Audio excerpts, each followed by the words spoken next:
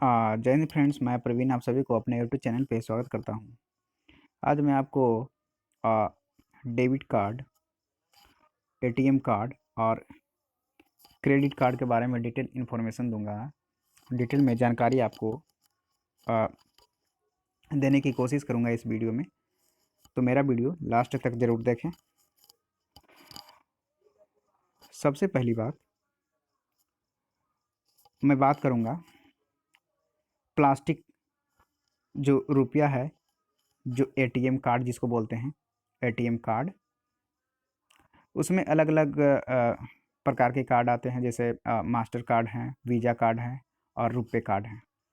तो उन तीनों जो कार्ड हैं, उन तीनों को बोला जाता है, कहा जाता है प्लास्टिक रुपया या प्लास्टिक मनी।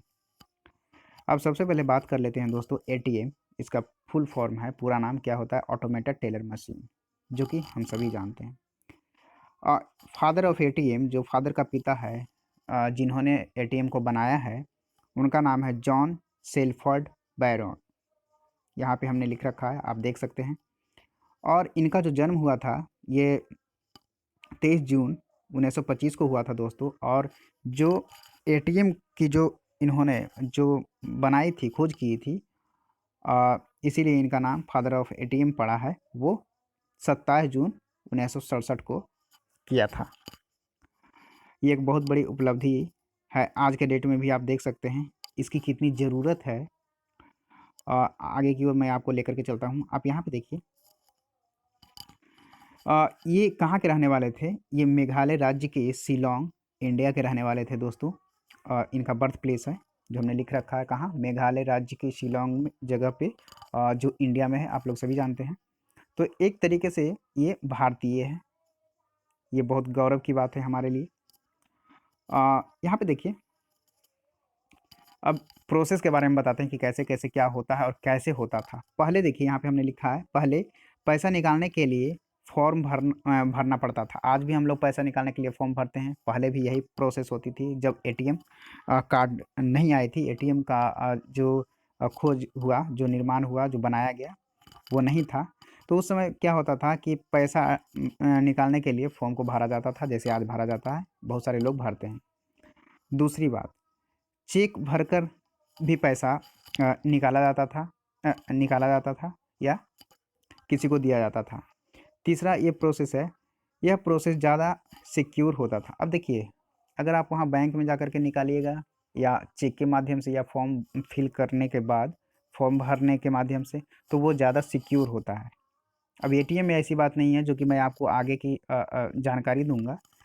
तो यहाँ पे देखिए, इसका यूज केवल बैंक खुला रहने पर ही होता है। अब ऐसा नहीं है कि आप रात में चले जाइए, बैंक बंद है तब चले जाइए तो आपका काम हो जाएगा। इस तरीके से आप जो ये पॉइंट हमने बताया है, इस प्रोसेस से आप पैसा नहीं निकाल सकते या ना ही किसी को भेज सकते हैं। आगे की ओर चलते हैं दोस्तों। यहाँ पे देखिए, इसमें और आगे, इसमें समय ज़्यादा लगता है, सही बात है, इसमें आपको समय ज़्यादा लगेगा। फॉर्म भरिएगा तो फॉर्म भरने के पहले आपको फॉर्म लेना पड़ेगा, फिर फॉर्म भरना पड़ेगा, फिर आपको लाइन में खड़ा रह करके आपको पैसा निकालना पड़ेगा या किसी को भेजना पड़ेगा। संडे के दिनों में क्या होता है कि बैंक बंद रहता है, तो उस दिन क्या होता है कि कस्टमर को ये सुविधा नहीं मिलती, आप पैसा नहीं निकाल सकते हैं। 24 आवर ये बैंक खुली नहीं रहती है। और इस्टेब्लिश्ड ऑफ, देखिए, जहाँ तक हमने आपको बताया है, जो एटीएम है, आगे के स्लाइड में चलिए, मैं आपको लेकर के चलता हूँ। यहाँ पे देखिए, तब आपको पता चलेगी कि क्या है, कैसे वर्क करती है। आप यहाँ पे आ जाइए, सॉरी, मैं दूसरा वाला पेज लेकर के आ गया। यहाँ पे आपको मैं लेकर के चलता हूँ। हाँ, यहाँ पे देखिए दोस्तों, यहाँ पे देखिए, यहाँ पे सॉरी, मैं, हाँ ये देखिए, यहाँ पे आइए। इस्टेब्लिशमेंट कॉस्ट जो है बैंक का, वो ज़्यादा होता है, क्योंकि आप बैंक को ऐसे इस्टेब्लिश नहीं कर सकते। वहाँ पे बहुत सारी मशीन्स होती है, कंप्यूटर सिस्टम होता है, बहुत सारी स्पेस होनी चाहिए, बहुत सारे जो हैं एम्प्लॉय हैं, वहाँ पे वर्कर हैं, वो होना चाहिए, मैनेजर हो, का जो अलग से कैमिंग होता है, बहुत सारे जो खर्च है वो इसमें इस्टेब्लिशमेंट कॉस्ट जो है बैंक का बहुत ज़्यादा होता है। लेकिन एटीएम में ऐसी कोई बात नहीं है, एटीएम में कम खर्च में हो जाते हैं। जितने में आप एक बैंक का इस्टेब्लिशमेंट करेंगे, एक बैंक इस्टेब्लिश जितने में होगा, जितने पैसे में, उतने ही पैसे में 50 एटीएम ओपन किया जा सकता है, खोल सकता है, बैठाया जा सकता है। अब बात करते हैं डेबिट कार्ड की। डेबिट कार्ड जो है दोस्तों वो 24 आवर्स वर्क करती है। आप ऐसा कभी नहीं सुने होंगे कि रात के 1 बजे डेबिट कार्ड काम नहीं करेगा। आप टिकट काटिए या फिर फॉर्म फिल करने में उसका ट्रांजैक्शन करिए, किसी भी प्रकार का ट्रांजैक्शन करना है आपको, 24 आवर काम करती है। यानी कि 24/7 आप इसमें 65 भी कर सकते हैं, 365। तो ये अपना है, ऐसे हमने लिख रखा है कि 24/7 मतलब हर रोज़ हर समय आपको सुविधा देती है, सर्विस प्रदान करती है। अब आगे की ओर चलिए डेबिट कार्ड में। यहाँ पे देखिए डेबिट कार्ड ज़्यादा सिक्योर होता है क्रेडिट कार्ड की तुलना में। देखिए क्रेडिट कार्ड के बारे में ज़्यादा मैं अभी नहीं बता रहा, क्योंकि क्रेडिट कार्ड के बारे में हम आपको इस वीडियो में आगे बताएंगे। डेबिट कार्ड का जो पार्ट है उसको ख़त्म करने के बाद, चूँकि डेबिट कार्ड ही हम लोग यूज़ करते हैं, क्रेडिट कार्ड आमतौर पर यूज़ नहीं होता है, वो भी बताएंगे। तो यहाँ पे देखिए डेबिट कार्ड ज़्यादा सिक्योर होता है क्रेडिट कार्ड की तुलना में। अब क्यों होता है डेबिट कार्ड सिक्योर, ये बताते हैं। 16 डिजिट का नंबर होता है आपके जो डेबिट कार्ड होते हैं उस पर 16 डिजिट का नंबर लिखा रहता है दोस्तों। उस पर एक्सपायरी डेट रहता है, कार्ड वेरिफिकेशन वैल्यू रहता है, जो 3 जो है आपका नंबर में रहता है। और चौथा जो सबसे इम्पोर्टेंट बात है वो है आपका एटीएम पिन। एटीएम पिन है, और एक और है आपका सिक्योरिटी माध्यम से आपको दिया जाता है बैंक के द्वारा, वन टाइम पासवर्ड। एटीएम जैसे ही आप ट्रांजैक्शन करेंगे तो क्या होता है कि आपके जो रजिस्टर्ड मोबाइल नंबर हैं दोस्तों, उस रजिस्टर्ड मोबाइल नंबर पे आपका क्या जाता है, वन टाइम पासवर्ड जाता है, और वो केवल 10 मिनट तक ही वैलिड रहता है। 10 मिनट के बाद एक्सपायर हो जाता है, और इसको एक बार ही यूज़ किया जा सकता है, बार बार यूज़ नहीं कर सकते हैं आप। देखिए अब सबसे बड़ी बात है कि अगर आपके पास डेबिट कार्ड है और गलती से डेबिट कार्ड किसी के हाथों में चला गया, किसी दूसरे के हाथ में चला गया, जो गलत आदमी है, जो आपका पैसा निकाल सकता है, तो उसके पास 16 डिजिट, चूँकि कार्ड पर ही 16 डिजिट्स का जो नंबर है वो लिखा रहता, तो उनके पास चला गया, एक्सपायरी डेट भी चला गया। कार्ड वेरिफिकेशन वैल्यू जो कार्ड वेरिफिकेशन वैल्यू जो है सीवी भी जो कहा जाता है, कार्ड वेरिफिकेशन वैल्यू जो 3 डिजिट का होता है वो चला जाता है, लास्ट का 3 डिजिट। लेकिन जब तक आप एटीएम पिन नहीं डालेंगे, आपका पैसा कोई नहीं निकालेगा। जो आपका एटीएम रखा है, चुराया है, या किसी के पास गलती से चला गया है, वो यूज़ नहीं कर सकता है विदाउट एनी पिन। इसलिए पिन के बिना आप एटीएम को का से ट्रांजैक्शन नहीं कर सकते हैं। अगर आपके पास आपके पास अगर ये तीनों चीज़ है, चूँकि ये सारा चीज़ किस पे रहता है, एटीएम कार्ड पे रहता है, एटीएम कार्ड पे रहता है। तो ये तीनों चीज़ तो आपके पास चला गया, लेकिन एटीएम पिन के बिना नहीं कर सकते। एटीएम पिन के बिना आप ट्रांजैक्शन नहीं कर सकते, किसी का पैसा नहीं निकाल सकते, ये गारंटी है। और देखिए चूँकि एटीएम का जो पिन है वो सिक्योर होता है, केवल हम ही जान सकते हैं, ये किसी को बताया नहीं जाता है। और बैंक क्या हुआ कि जैसे ही पहले इस पे ही नहीं निकलता था, आप बिना ये डाले नहीं निकलेगा आपका पैसा। अब क्या हुआ है कि जो नज़दीकी लोग होते हैं, बहुत सारे लोग या घर के लोग जो रह रहे हैं, वो निकाल करके किसी माध्यम से, अगर अगर आपका एटीएम, जैसे मोबाइल में बहुत सारे लोग लिख करके रखते हैं या कहीं कागज़ पे लिख करके रखते हैं, तो अगर उस तरीके से लिख करके रखा हुआ है तब निकाल लेगा कोई भी आदमी, किसी दूसरे का एटीएम यूज़ कर लेगा। तो बैंक क्या की कि अब वन टाइम पासवर्ड कर दी, और वही वन टाइम पासवर्ड आपके मोबाइल नंबर जो रजिस्टर्ड है उस पे जाएगी। अब जब तक वो नहीं बताइएगा आपका ट्रांजैक्शन नहीं होगा। तो ये उसका प्रोसेस था दोस्तों। अब मैं आपको लेकर के चलता हूँ वहाँ पे। यहाँ पे आ जाइए, यहाँ पे यहाँ पे आ जाइए। मैं थोड़ा सा पेज इधर उधर हो गया जिसकी वजह से आपको परेशानी हो रही होगी, तो इसके लिए सॉरी। अब यहाँ पे देखिए, debit card, credit card, plastic card. देखिए डेबिट कार्ड जो है और क्रेडिट कार्ड, इन दोनों कार्ड्स को कहा जाता है प्लास्टिक कार्ड। अब देखिए होता क्या है डेबिट कार्ड, पहले मैं बात कर लूँ डेबिट कार्ड का के बारे में। देखिए ये है डेबिट कार्ड। डेबिट कार्ड 3 तरीके का डेबिट कार्ड होता है दोस्तों, जिसको कि हम लोग आमतौर पर यूज करते हैं। पहला वीज़ा कार्ड, यहाँ पे देखिए पहला वीज़ा कार्ड है, दूसरा मास्टर कार्ड है और तीसरा रुपे कार्ड है। वीज़ा कार्ड जो है वो यूएसी की कंपनी है और इसका जो मार्केट पर जो कब्जा है वो 50% का है। वही अगर मास्टर कार्ड की बात करें तो ये भी यूएसए की कंपनी है और इसका जो मार्केट पर जो कब्जा है वो 30% मार्केट पर कब्जा है। और जो कार्ड है वो इंडियन कार्ड है दोस्तों, बहुत गौरव की बात है ये। रुपे कार्ड जो है वो इंडियन है और इसका 20% मार्केट पर कब्जा है। देखिए इसका बताने का मेन मकसद मेरा ये है कि आपको पूरी जानकारी हो, ऐसा नहीं कि ऊपर ऊपर आपको लेकर के चले गए।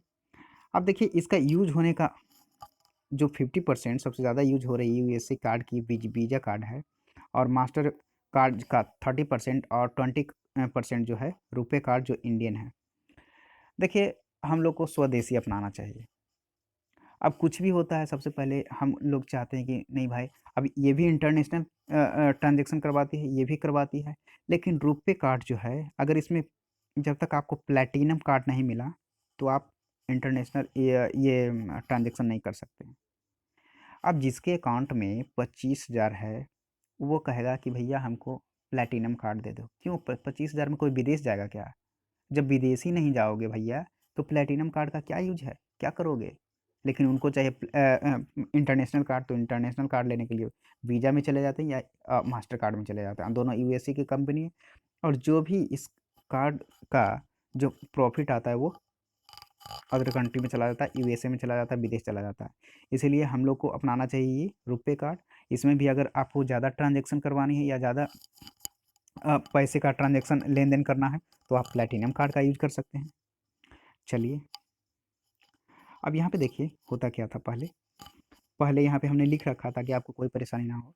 जब जिस बैंक का अकाउंट हम लोग यूज करते थे उसी का एटीएम से केवल पैसा निकल, देखिए पहले क्या होता था कि अगर मेरा अकाउंट जो है पीएनबी में है तो पीएनबी का ही एटीएम से पैसा केवल निकलता था। केवल पीएनबी का एटीएम से पैसा निकलेगा। अगर एसबीआई में आपका अकाउंट है तो एसबीआई के एटीएम से केवल आप पैसा निकाल सकते हैं, अदर बैंक का एटीएम से नहीं निकाल सकते हैं। देखिए आगे मैं बताता हूँ, पहला पॉइंट। दूसरा पॉइंट, लेकिन जब से पॉपुलेशन बढ़ा तब से बहुत ज़्यादा बैंक और एटीएम में, देखिए जब से क्या हुआ कि पहले लोग कम थे, पॉपुलेशन कम थी इंडिया की। अब जैसे जैसे पॉपुलेशन बढ़ते गया और एटीएम से बैंक से और एटीएम से लोगों को जोड़ा गया। जनधन जो योजना है वो लोगों को बैंक से जोड़ने का ही योजना है, जिसके बारे में आप लोग जानते हैं। इसका श्रेय नरेंद्र मोदी जी को जाता है क्योंकि उन्हीं के सरकार में ये निर्णय लिया गया था। खैर, तो क्या हुआ कि जैसे ही पॉपुलेशन बढ़ा तो बैंक में भीड़ लगना स्टार्ट हो गया, शुरू हो गया और एटीएम में भीड़ होना स्टार्ट हो गया।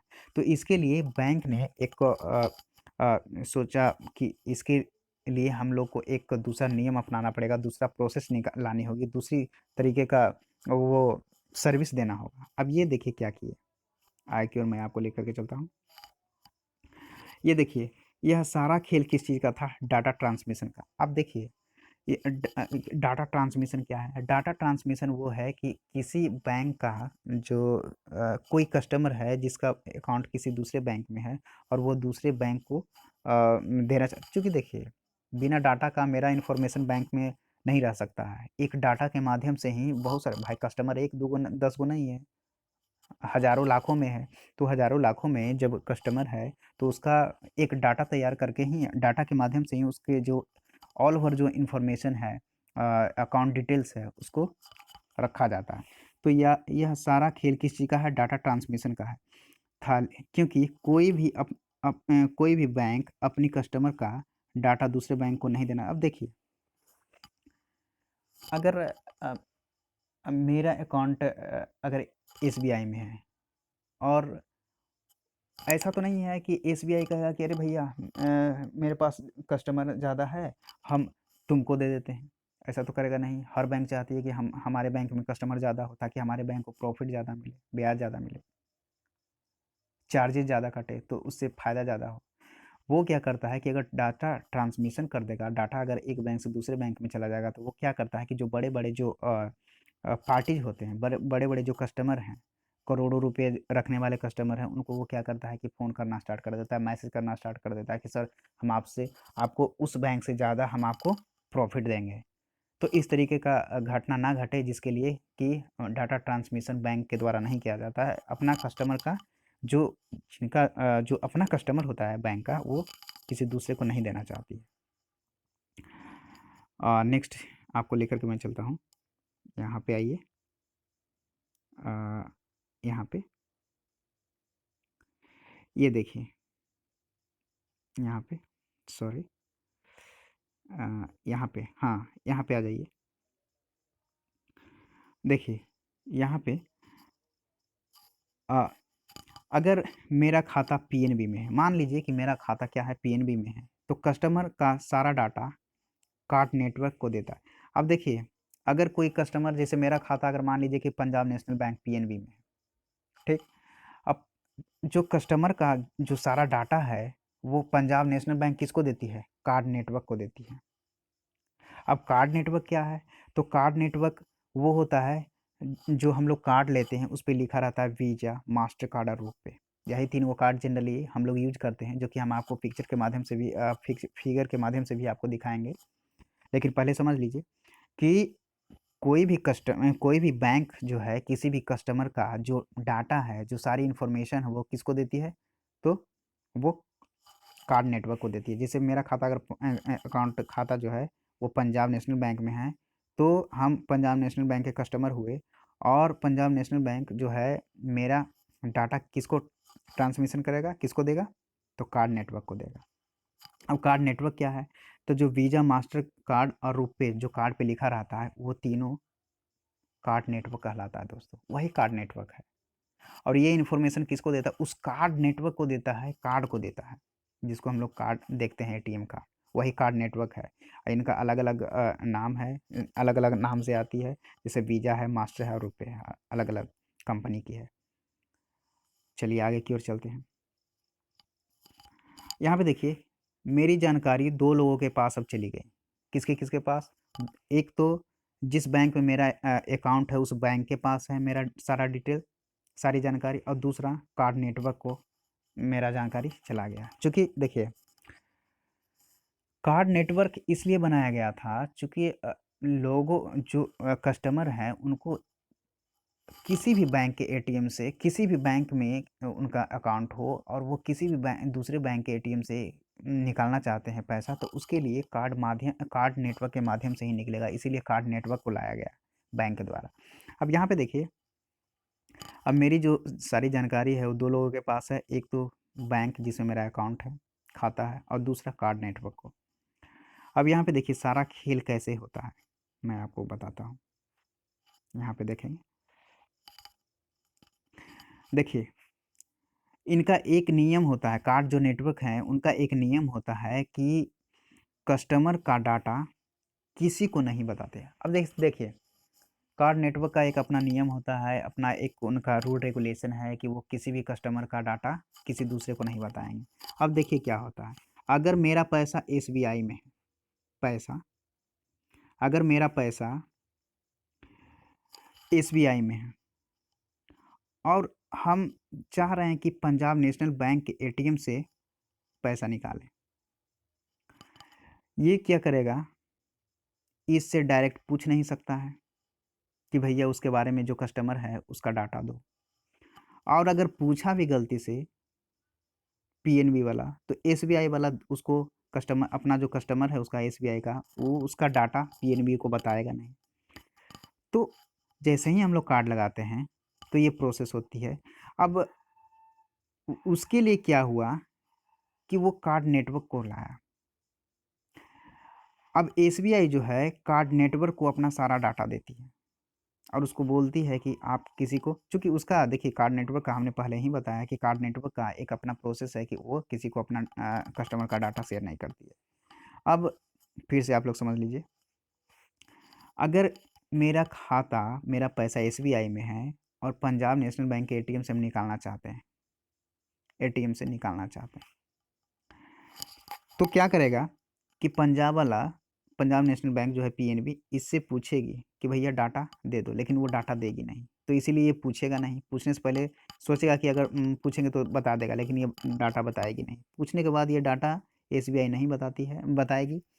और एसबीआई क्या करती है कि जो कार्ड नेटवर्क है, जैसे मान लीजिए मेरा वीज़ा है, तो वो एसबीआई क्या करती है कि वीज़ा जो कार्ड नेटवर्क है उसको अपना कस्टमर का इन्फॉर्मेशन देती है, और ये इसको अपना इन्फॉर्मेशन देती है, बोलती है कि नहीं ये आदमी सही है, इसमें के अकाउंट में इतना इतना पैसा है, इसको पैसा निकाल करके दे दो।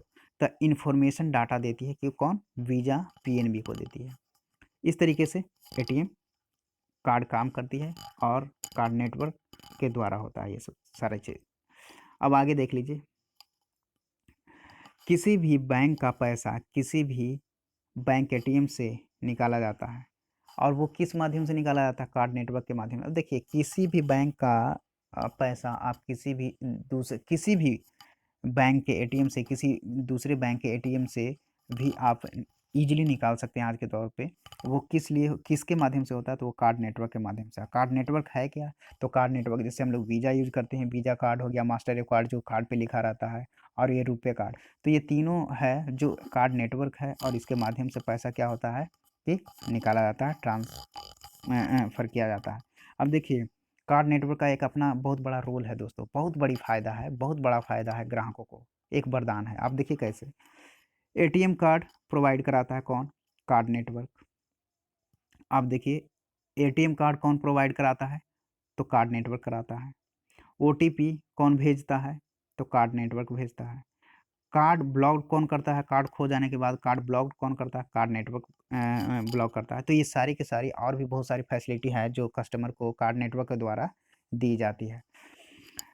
चलिए मैं आपको आगे की ओर लेकर के चलता हूँ। अ, थोड़ी सी जानकारी मैं आपको और दूंगा दोस्तों इसमें, उसके बाद आएंगे क्रेडिट कार्ड पे। आप देखिए क्रेडिट कार्ड के बारे में बता दें, चूँकि क्रेडिट कार्ड आज के डेट में बहुत बड़ी ये है जिसके बारे में लोग हमेशा जानना चाहते हैं। अब देखिए क्रेडिट कार्ड जिन ग्राहकों पर बैंक भरोसा करता है या बैंक को भरोसा होता है, उनको ही केवल क्रेडिट कार्ड बैंक के द्वारा दिया जाता है, प्रोवाइड किया जाता है, सभी को नहीं मिलेगी। देखिए क्रेडिट कार्ड सब लोग यूज़ नहीं कर सकते, सबसे बड़ी बात ये है। अब वो क्यों है, उसकी बहुत सारी रीज़न है। क्रेडिट कार्ड ऐसे जनरली उन लोगों को मिलती है जिन लोगों पे या जिन ग्राहकों पे बैंक को भरोसा होता है कि ये मेरा पैसा डुबाएगा नहीं, दे देगा। चूँकि वो आपका पैसा नहीं है क्रेडिट कार्ड में, वो बैंक का पैसा है। तो बैंक को भरोसा होगा जिन कस्टमर पर, उन्हीं को पैसा देगी या क्रेडिट कार्ड प्रोवाइड करेगी, पहली बात।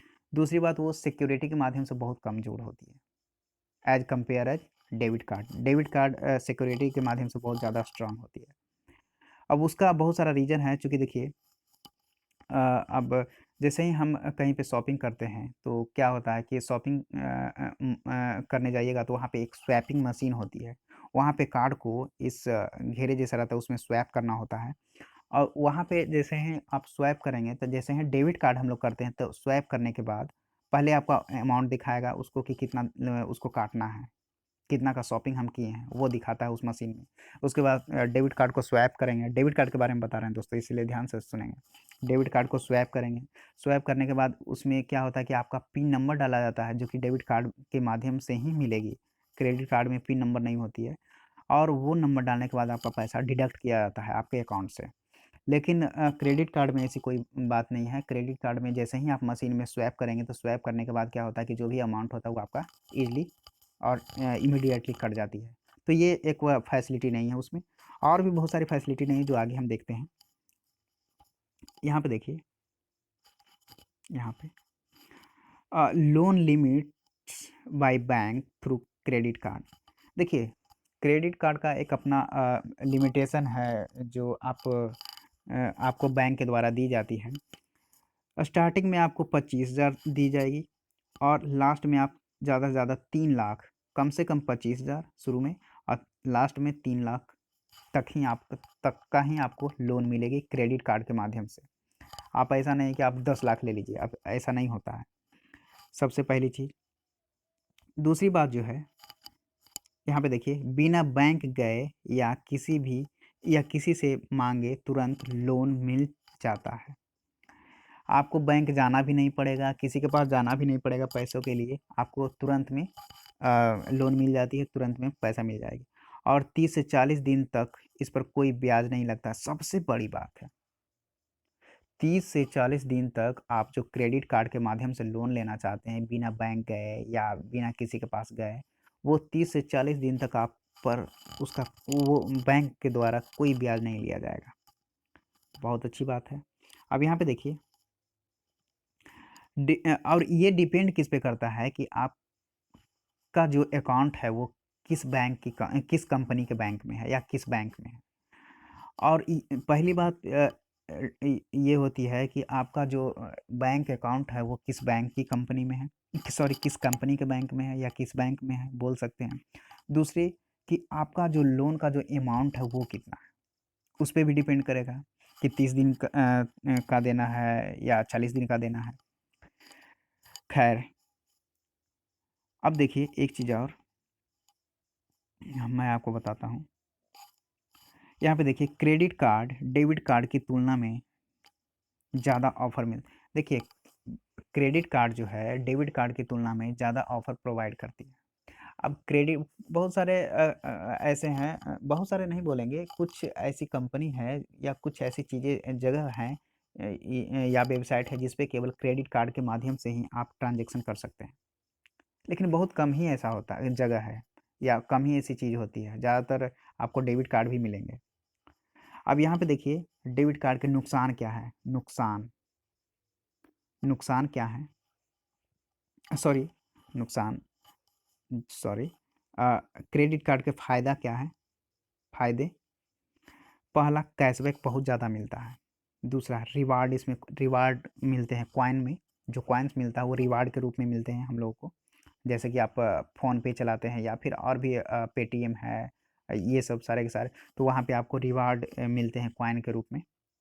तो सबसे पहला कैशबैक 10%, 20%, 15%, इस तरीके से आपको कैशबैक मिलते हैं जो कि क्रेडिट कार्ड के माध्यम से बहुत ज़्यादा मिलता है, क्रेडिट कार्ड में बहुत ज़्यादा दिया जाता है। जैसे आप देख लीजिए, फ्लिपकार्ट है या अमेजन, यहाँ पे देखिए हमने लिख रखा अमेजन है, फ्लिपकार्ट है या फिर फ्लाइट्स टिकट है, बस टिकट है या शॉपिंग, किसी भी चीज़ में आप जाएंगे तो आपको क्या होता है कि वहाँ पे रहता है कि क्रेडिट कार्ड के माध्यम से अगर आप पेमेंट करना चाहते हैं तो आपको इतना % का कैशबैक मिलेगा या रिवार्ड मिलेगा। तो ये क्या होता है कि क्रेडिट कार्ड पहले तो दे करके लोगों को आदत बिगाड़ती है। क्योंकि देखिए, अगर मेरे अकाउंट में पैसा 10,000 है या 20,000 है, मान लीजिए 20,000, अब 20,000 में हम चाहते हैं कि क्रेडिट कार्ड की बात कर रहे हैं कि अगर चाहते हैं कि 22,000 या 25,000 का शॉपिंग कर लें, तो आराम से कर सकते हैं क्योंकि उसमें अनलिमिटेड है। 50,000, 1 लाख, 2 लाख का भी हम शॉपिंग कर सकते हैं। लेकिन डेबिट कार्ड में ऐसी कोई बात नहीं होती। अगर आपके अकाउंट में 20,000 हैं तो 20,000 का ही आप 20,000 तक का ही आप शॉपिंग कर सकते हैं, सामान खरीद सकते हैं। तो ये एक लिमिटेशन है। आप यहाँ पे आइए, लास्ट पेज पे मैं आपको कुछ दिखाता हूँ। क्रेडिट कार्ड का जो डिटेल में इन्फॉर्मेशन है, आप यहाँ पे देखिए, कुछ जगह पर केवल क्रेडिट कार्ड से ही पेमेंट किया जाता है, लेकिन वैसी चीज़ें कम है। अब देखिए, हमने पहले भी बताया है कि क्रेडिट कार्ड के माध्यम से कुछ जगह पे आपको पेमेंट करनी होती है, केवल only for credit card use होता है वहाँ पे। अब जैसे देखिए, क्रेडिट कार्ड का यूज करने वाले लोगों को घाटा कैसे होती है इसके बारे में बताते हैं। यहाँ पे देखिए हमने लिख रखा है घाटा। इसमें कैश निकालने में पेनाल्टी चार्ज ज़्यादा लगती है क्योंकि यह पैसा बैंक का होता है, कस्टमर का नहीं। देखिए, हमने पहले भी कहा है कि अगर आप पैसा निकालना चाहते हैं क्रेडिट कार्ड से डायरेक्ट कैश में निकालना चाहते हैं कैश, तो उसमें आपको नुकसान ज़्यादा होगा, चूँकि पेनल्टी चार्ज उसमें ज़्यादा कट जाती है। चूँकि यह पैसा कस्टमर का नहीं होता है क्रेडिट कार्ड में, ये बैंक का होता है। पहली पॉइंट। दूसरी पॉइंट के बारे में मैं आपको बताता हूँ। अगर आपने 30 से 40 दिनों वाला लिमिट अगर पार कर गया तो पेनल्टी चार्ज ज़्यादा कटती है। देखिए, अगर 30 से 40 दिन का जो छूट देता है, जो ब्याज में छूट देती है, जो हम पहले भी बताए हैं इस चीज़ को पिछले पेज में, प्रीवियस पेज में। तो उसमें क्या होता था कि अगर 30 या 40 दिन का जो आपका लिमिट है वो अगर आप क्रॉस कर गए तो पेनल्टी चार्ज बहुत ज़्यादा कटेगी, जिसका कि आपको अंदाज़ा नहीं है। और तीसरी जो पॉइंट है दोस्तों, यह उतना सिक्योर नहीं होता है, क्योंकि इस पे कोई पिन नहीं होता। देखिए, ये ज़्यादा सिक्योरिटी के माध्यम से जो है वो क्रेडिट कार्ड कमज़ोर होती है। क्रेडिट कार्ड जो है सिक्योरिटी के माध्यम से कमज़ोर होती है as compare as debit card, ये कि हम पहले भी बता चुके हैं। इसमें देखिए, अगर आपका क्रेडिट कार्ड किसी दूसरे के हाथों में चला गया, तो आपका सारा पैसा निकाल लेगा, यूज कर लेगा, या फिर मार्केटिंग के माध्यम से भी हो सकता है। देखिए, अगर आपका जो है क्रेडिट कार्ड किसी दूसरे के हाथों में चला गया, तो उसका गलत इस्तेमाल अगर करना चाहेगा तो कर लेगा, आपका एक पैसा नहीं उसमें बचेगा, क्योंकि उसमें ना तो कोई पिन होती है, ना तो कोई वन टाइम पासवर्ड होती है। अब देखिए, मैं आपको इन सारी चीज़ों को मैं आपको कैसे बताता हूँ। फिगर में थोड़ा सा आप देख लीजिए। और एक चीज़ और है, यहाँ पे आप देख लीजिए। यहाँ पे देखिए, जो मैं आपको बताना चाहता हूँ उसके बारे में। यहाँ पे देखिए, जैसे हम लोग ये इसी प्रकार से हम लोग एटीएम रखते हैं, जो हमारे पर्स में होते हैं, हमारे हाथों में होते हैं। जैसे यहाँ पे देखिए, यूनियन बैंक ऑफ इंडिया का एटीएम है, ये रुपे है, रुपे डेबिट कार्ड है। यहाँ पे देखिए, यूनियन बैंक ऑफ इंडिया का वीज़ा कार्ड है, जो कि हमने 3 गो कार्ड बताया, रुपे, वीज़ा और मास्टर कार्ड। ये तीनों को तीनों क्या है दोस्तों, कार्ड नेटवर्क कहा जाता है इन्हें, कार्ड नेटवर्क कहा जाता है, जो कार्ड इशू करते हैं। अब यहाँ पे देखिए 16 डिजिट का नंबर है, जो कि हमने पहले ही बताया। यहाँ पे देखिए, आपके पास ये होता है, एक्सपायरी डेट होती है, कब तक एक्सपायर वैलिड है वो। यहाँ पे कार्ड होल्डर नेम रहता है, और पीछे में एक CVV नंबर रहता है, जो कि हमने पहले भी बताया है। अब यहाँ पे देखिए, आगे आकर के यहाँ ये देखिए, हमने आपको पूर्ण रूप से दिखाने की कोशिश की है। यहाँ पे देखिए 16 डिजिट का नंबर है, रुपे कार्ड है, ठीक है। अब यहाँ पे देखिए डेबिट कार्ड यहाँ पे लिखा हुआ है, और ये देखिए यहाँ पे नंबर है, CVV नंबर है। अब यहाँ पे देखिए, आ जाइए आप यहाँ पे देख लीजिए, ये वाला थोड़ा सा, ये है क्रेडिट कार्ड। क्रेडिट कार्ड जो है, इस पे भी 16 डिजिट का नंबर होता है, एक्सपायरी डेट होता है, लेकिन इसमें CVV नंबर नहीं होती, इसमें कोई पिन नहीं होती। और इसका यूज आप यहाँ पे देखिए, इसका यूज उन्हीं लोगों को केवल प्रोवाइड किया जाता है, क्रेडिट कार्ड जो जिन पे बैंक को भरोसा होती है, और ये प्लास्टिक कार्ड के नाम से भी जाना जाता है, या प्लास्टिक मनी भी कह सकते हैं। आप यहाँ पे देखिए, ये भी प्लास्टिक मनी है के नाम से जाना जाता है, ये भी। और यहाँ पे देख लीजिए, एक चीज़ और मैं आपको बताना चाहता हूँ, ये जैसे कि हमने आपको बताया कि जैसे ही आप डेबिट कार्ड को स्वैप करेंगे, तो स्वैप करने के बाद यहाँ पे क्या होगा कि आपको ATM पिन डालनी होगी, तभी आपका पैसा आपके अकाउंट से डिडक्ट होंगे। लेकिन अगर वही आप लेकिन वही अगर आप क्रेडिट कार्ड का यूज़ कर रहे हैं, तो आप जैसे ही स्वैप करेंगे, आपका पैसा इमीडिएटली कट जाएगा। ये है उसमें अंतर। अब यहाँ पे देखिए, मैं आपको ATM के बारे में फुल जानकारी देता हूँ। यहाँ पे ये बैंक का नाम रहेगा, ये चिप रहेगी, ये कार्ड नंबर रहता है 16 डिजिट का, ये एक्सपायरी डेट है, ये कार्ड होल्डर नेम है, ये मैग्नेटिक इस टाइप से एक काला जिस पे मैग्नेटिक स्ट्रिप होता है, इसी के माध्यम से कैच करती है ATM। जो मैग्नेटिक स्ट्रिप है वो ATM कैच करती है, इसी के माध्यम से मैग्नेटिक स्ट्रिप। यहाँ पे सिग्नेचर है, यहाँ पे CVC नंबर है, जिसके बारे में हमने चर्चा की है, और ये होलोग्राम रहता है दोस्तों। ये आपका फुल डिटेल है ATM का। एटीएम कार्ड के बारे में। आप यहाँ पे देखिए, जैसा कि हमने आपको पहले ही बताया था कि जो मास्टर कार्ड है वो मास्टर कार्ड हो गया, वीज़ा कार्ड हो गया और एक रुपे कार्ड है, इस तरीके से होती है। यहाँ पे आइए।